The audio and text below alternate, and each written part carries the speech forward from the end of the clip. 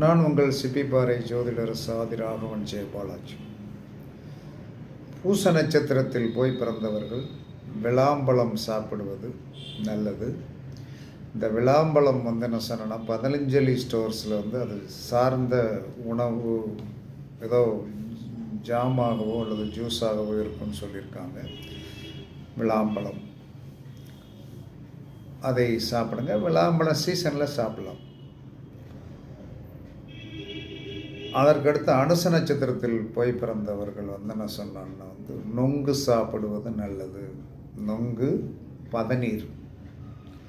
பதநீர், கல்லொங்கு சாப்பிடுவது ரொம்ப நல்லது. ரெண்டாவது கருப்பட்டி காப்பி சாப்பிடுவது நல்லது.